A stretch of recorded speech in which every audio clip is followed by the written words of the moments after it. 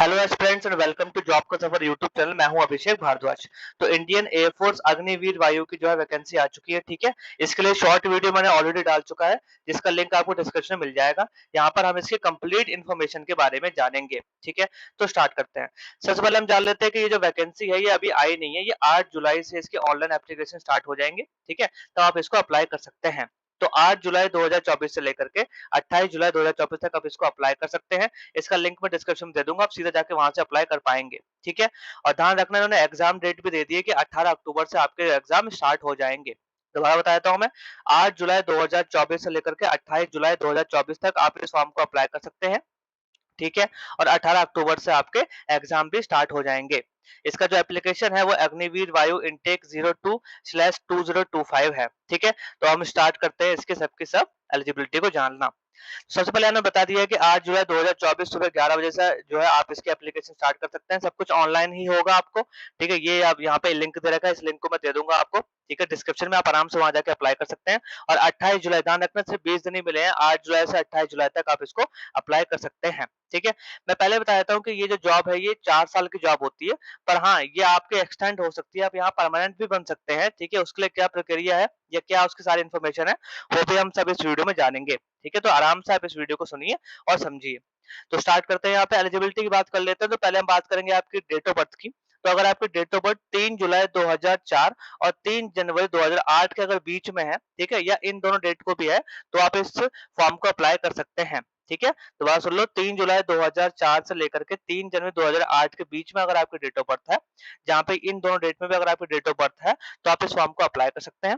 देखा जाए मोटा-मोटा तो 17.5 साल से लेकर के 21 साल तक की यहाँ पे इन्होंने जो है एज लिमिट रखी है। फिलहाल आप इन दोनों डेट्स को ध्यान रखिए, इन दोनों डेट्स में आप लोग जो है अपना अपने आप को एलिजिबल मान सकते हैं इस फॉर्म को भरने के लिए, ठीक है। मैरिटल स्टेटस की बात करते हैं तो यहाँ पे सिर्फ और सिर्फ अनमैरिड जो कैंडिडेट्स हैं, मेल्स और फीमेल्स के, वही इस फॉर्म को अप्लाई कर सकते हैं। एजुकेशन क्वालिफिकेशन अगर हम बात करें तो यहाँ पे 2 स्ट्रीम रखी गई हैं, एक साइंस स्ट्रीम है और एक अदर देन साइंस स्ट्रीम है, ठीक है। तो साइंस वाले जो बच्चे हैं उनके लिए कंपल्सरी है कि अगर उन्होंने 12th क्लास जो पास कर रखा है, उसमें उनके पास मैथ्स और फिजिक्स होना चाहिए इंग्लिश के साथ। ध्यान रखना, 12th क्लास मैथ्स, फिजिक्स और इंग्लिश के पास अगर आपके पास है, ठीक है, जिसमें कि आपके 50% मार्क्स हैं टोटल मिला के 12th क्लास में, और 50% मार्क्स आपके अलग से इंग्लिश में है, तो आप इस फॉर्म को अप्लाई कर सकते हैं। दोबारा बता देता हूँ मैं, अगर आप साइंस स्ट्रीम के हैं तो 12th क्लास अगर आपने पास कर रखा है मैथ्स, फिजिक्स और इंग्लिश के साथ, ठीक है, जिसमें आपके 12th क्लास में टोटल 50% मार्क्स होने चाहिए कम से कम, और इंग्लिश में अलग से 50% मार्क्स होने चाहिए, तो आप इस फॉर्म को अप्लाई कर सकते हैं। इसके अलावा अगर आपने डिप्लोमा कर रखा है 3 साल का, ठीक है, ये ब्रांच दिया हुआ है इंजीनियरिंग वाला, मैकेनिकल में, इलेक्ट्रिकल में, इनमें से किसी में अगर आपने डिप्लोमा कर रखा है, ठीक है, जिसमें आपके टोटल 50% मार्क्स होने चाहिए और 50% मार्क्स होने चाहिए इंग्लिश में, ठीक है। अगर आपके पास डिप्लोमा में इंग्लिश नहीं है, तो 12th में या 10th में अगर आपके पास इंग्लिश है, ठीक है, 50% मार्क्स के साथ, तो भी आप यहाँ पे अप्लाई कर सकते हैं, ठीक है। थर्ड जो इसकी एलिजिबिलिटी है वो है कि अगर आपने 2 साल का वोकेशनल कोर्स कर रखा है फिजिक्स और मैथ्स में, ठीक है, अगेन 50% अगर आपके पास मार्क्स है टोटल, और 50% अलग से है इंग्लिश में। अगर डिप्लोमा में इंग्लिश नहीं है, तो आपके 12th या 10th की इंग्लिश भी चलेगी 50% मार्क्स के साथ, तो भी आप यहाँ पे एलिजिबल हो सकते हैं, ठीक है। तो ये साइंस सब्जेक्ट का हो गया। अदर देन साइंस सब्जेक्ट के लिए सिंपल, अगर आपने जो है 12th क्लास पास कर रखी है 50% मार्क्स के साथ, ठीक है, टोटल, और इंग्लिश में अलग से आपके 50% मार्क्स होने चाहिए, ध्यान रखना, ठीक है। तो आप इस फॉर्म को अप्लाई कर सकते हैं। तो अदर देन साइंस के लिए सिंपल, अगर आपने 50% मार्क्स से अपने 12th क्लास पास कर रखी है, जिसमें इंग्लिश होनी चाहिए, 50% अलग से इंग्लिश में होनी चाहिए, तो आप इस फॉर्म को अप्लाई कर सकते हैं। इसके अलावा अगेन अगर आपने 2 साल का कोई वोकेशनल कोर्स कर रखा है, ठीक है, जिसमें आपके 50% मार्क्स हैं टोटल, और इंग्लिश में अलग से 50% मार्क्स यहाँ पे अगर हैं, ठीक है, तो आप यहाँ अप्लाई कर सकते हैं। अगेन अगर आपके पास यहाँ पे डिप्लोमा कोर्स में अगर आपके पास नहीं है इंग्लिश, तो आपके 10th और 12th की इंग्लिश भी चल जाएगी 50% मार्क्स के साथ। अब यहाँ पे एक इंपॉर्टेंट बात ये है कि जो बच्चे जो साइंस वाले हैं, जो दोनों में ही अप्लाई कर सकते हैं, वो दोनों में यहाँ पर अप्लाई कर सकते हैं, यहाँ लिखा गया है। तो आपको 2 टेस्ट देने होंगे, ठीक है, दोबारा समझ लो। जो साइंस वाले बच्चे हैं, वो इस वाले में भी अप्लाई कर सकते हैं और इस वाले में भी अप्लाई कर सकते हैं, क्योंकि इंग्लिश तो रहती है उनके पास 12th क्लास में, है ना? तो वो दोनों में अप्लाई कर सकते हैं, तो आप दोनों टेस्ट में बैठ सकते हो। तो आपके पास एक अच्छे जो है मौका है साइंस वाले बच्चों के पास यहाँ पर अग्निवीर वायु में जाने का, ठीक है। उसका क्या प्रोसेस है, उसका क्या एग्जामिनेशन होगा, वो सब हम यहाँ पर जानेंगे। समझ में आ गया? एलिजिबिलिटी साइंस वालों के लिए अलग है, अदर देन साइंस के लिए अलग है, और साइंस वाले बच्चों को यहाँ प्रॉफिट है, वो साइंस में भी पढ़ सकते हैं, अदर देन साइंस में भी पढ़ सकते हैं, दोनों में पढ़ सकते हैं वो। ठीक है, समझ में आ गया। मेडिकल वालों में हाइट जो है आपके अगर मेल्स कैंडिडेट हैं तो आपकी हाइट कम से कम 152.5 सेंटीमीटर होनी चाहिए, फीमेल के लिए 152 सेंटीमीटर होनी चाहिए और अगर फीमेल जो है वो नॉर्थ ईस्ट या फिर हिली एरिया से है तो 147 होनी चाहिए और लक्षद्वीप से हैं तो 150 होनी चाहिए। फिलहाल यहाँ पे जो ये मेडिकल जो प्रोसीजर लिखा गया है ये काफ़ी बड़ा प्रोसीजर है, ठीक है? इस पीडीएफ को मैं आपको डिस्क्रिप्शन प्रोवाइड कर दूँगा, वहाँ पे जाकर आप आराम से चेकआउट कर लेना। कोई भी दिक्कत होती है तो आप मुझसे यहाँ पर पूछ सकते हैं। हम पहले आगे बढ़ते हैं, ठीक है? अब हम बात करते हैं टर्म्स एंड कंडीशन की जो मैं आपको स्टार्टिंग में बता रहा था। तो ये जो इंडियन एयरफोर्स का जो अग्निवायु वीर होता है, ठीक है? ये जो अग्निवीर की जो ये वैकेंसी निकलती है, ये सिर्फ़ 4 सालों के लिए होती है। यहाँ साफ-साफ लिखा गया है, ठीक है? बट ध्यान रखना कि यहाँ पे इनका कोटा रहता है कि 25% तक जो बच्चे इसमें सिलेक्ट होते हैं, वो 100% जो है अ, परमानेंट हो जाते हैं, ठीक है? इस चीज़ का आपको ध्यान रखना है, ठीक है? दोबारा सुन लो, आप भले ही 4 साल के लिए यहाँ पे नियुक्त हो रहे हो, लेकिन चांसेस है कि 25% जो बच्चे इसमें सिलेक्ट होते हैं, उनको जो है एयरमैन की जो है यहाँ परमानेंट पोस्ट दे दी जाती है। वो डिपेंड करता है कि आपने कैसा वर्क किया है और डिपार्टमेंट को आपकी ज़रूरत है कि नहीं है, उस पे डिपेंड करता है। लेकिन ध्यान रखना 25% बच्चों को यहाँ पर जो है परमानेंट बनाया जाता है, तो आप इसको टेम्परेरी ना समझें, ठीक है? अगर आपने अच्छे से काम किया है और अगर आपने जो है अच्छे से मेहनत की है एयर फोर्स में, ठीक है? तो आपको एयरमैन बना दिया जाएगा परमानेंट। तो ध्यान रखना है आपको इस बात का। ठीक है? पे और अलाउंसेस की हम लोग बात कर लेते हैं तो यहाँ पे 4 साल का है। पहले साल में आपको जो है जो पैकेज मिलेगा 30,000 का मिलेगा टोटल, ठीक है?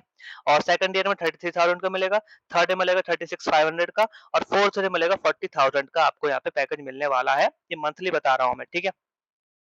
इसके बाद जब आपका 4 साल के बाद या तो आप 25% में आ जाओगे तो आप परमानेंट हो जाओगे एज़ एयरमैन। अगर नहीं हो पाओगे तो 4 साल के एग्ज़िट के बाद आपको लगभग एप्रॉक्स 10 लाख रुपए यहाँ पे मिलने वाला है एज़ सेवानिधि पैकेज। तो यहाँ पे कहीं भी आपका नुकसान नहीं है कोई, ठीक है? तो ध्यान रखना ये एक अच्छी यहाँ पे अग्निवीर वायु एक आपके एलिजिबिलिटी है, ये आपके लिए एक अच्छी अपॉर्च्युनिटी है, जो कि आप यहाँ पर जो है सिलेक्शन ले सकते हैं। ठीक है, समझ में आ गया यहाँ पर? अब हम यहाँ पे इसकी बात करते हैं ऑनलाइन फीस की बात और कर लेते हैं पहले, ठीक है? उसके फिर इसको जानेंगे हम। ऑनलाइन फीस यहाँ नीचे दी गई है, ये रहा। तो ऑनलाइन जो फीस है आपकी वो 550 रुपीज़ प्लस जीएसटी है, ठीक है? ध्यान रखना कम से कम 550 रुपए आपके पास होने चाहिए, तो ही आप इस फॉर्म को भर सकते हैं, ठीक है? प्लस जीएसटी मतलब यहाँ से कुछ ज़्यादा ही यहाँ पे ये लोग लेंगे 550 रुपए से। तो एग्ज़ाम फीस 550 रुपीज़ प्लस मोर है। अब हम बात करेंगे इसके मेन की यानी कि इसके एग्ज़ामिनेशन की कितने फेज़ में एग्ज़ाम होने वाला है आपका और क्या-क्या सब्जेक्ट यहाँ पे पूछे जाने वाले हैं। तो अगर आप साइंस सब्जेक्ट से हैं तो यहाँ पे जो आपका एग्जाम होगा वो 1 घंटे का यानी कि 60 मिनट का होने वाला है जिसमें कि आपकी फिजिक्स, मैथ्स और इंग्लिश पूछी जाएगी 12th क्लास तक की। ठीक है? सीबीएसई का यहाँ पे सिलेबस होगा, फिजिक्स, मैथ्स और इंग्लिश पूछी जाएगी। अगर आप साइंस सब्जेक्ट से नहीं है, दूसरे सब्जेक्ट से हैं, तो यहाँ पर आपका 45 मिनट्स का एग्जाम होने वाला है जिसमें आपसे सिर्फ और सिर्फ इंग्लिश, रीजनिंग और जीके पूछी जाएगी, फिजिक्स, मैथ्स इसमें नहीं आएगा। ठीक है? तो ये हो गया साइंस वालों के लिए, ये हो गया अदर देन साइंस के लिए। अब मैंने बताया था कि वो बच्चे जो साइंस स्ट्रीम के जो दोनों में भर सकते हैं, ठीक है? उनके लिए यहाँ पे क्या होगा इकट्ठा ही 85 मिनट का टेस्ट होगा, उनका ना ये टेस्ट होगा, ना ये टेस्ट होगा, सीधा ही उनका 85 मिनट का टेस्ट होने वाला है यहाँ पर। यहाँ पे उनसे फिजिक्स, मैथ्स और इंग्लिश पूछी जाएगी और साथ-साथ रीजनिंग और जीके भी यहाँ पर पूछा जाएगा, जिसे जनरल अवेयरनेस के नाम से जानते हैं। समझ में आ गया? साइंस वालों के लिए 1 घंटे का टेस्ट फिजिक्स, मैथ्स और इंग्लिश।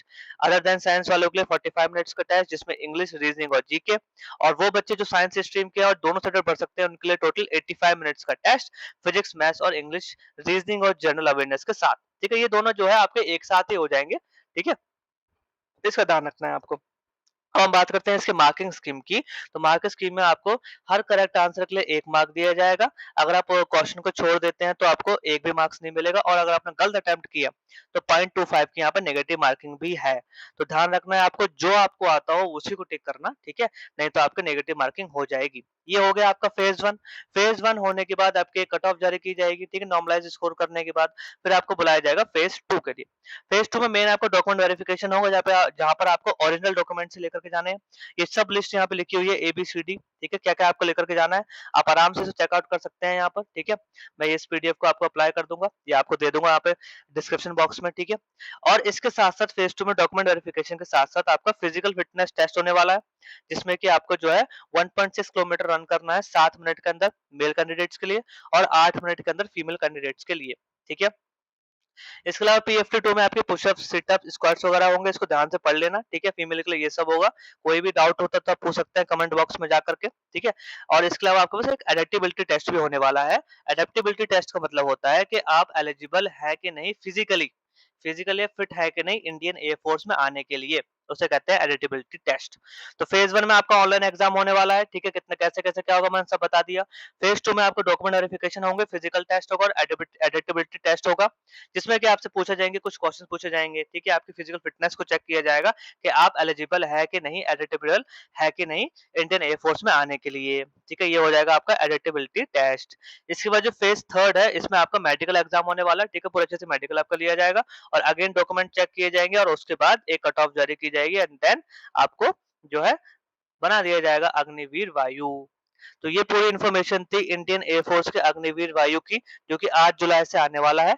अगेन बता रहा हूँ मैं कि अगर आपको कोई भी कन्फ्यूजन होता है या कोई भी डाउट है, आप कमेंट बॉक्स में पूछ सकते हैं। इस पीडीएफ को प्रोवाइड कर दूँगा मैं, इस लिंक को भी प्रोवाइड कर दूँगा जहाँ से आप भर सकते हैं। अगेन बता रहा हूँ कि ध्यान से इस फॉर्म को पढ़ना, उसके बाद ही भरना है आपको, ठीक है? अगर आपको वीडियो अच्छी लगे तो आप चैनल को सब्सक्राइब कर सकते हैं, लाइक कर सकते हैं, शेयर कर सकते हैं। जब भी इसका एडमिट कार्ड आएगा या जब भी रिजल्ट आएगा, वो भी मैं आपको बता दूँगा, ठीक है? Thank you.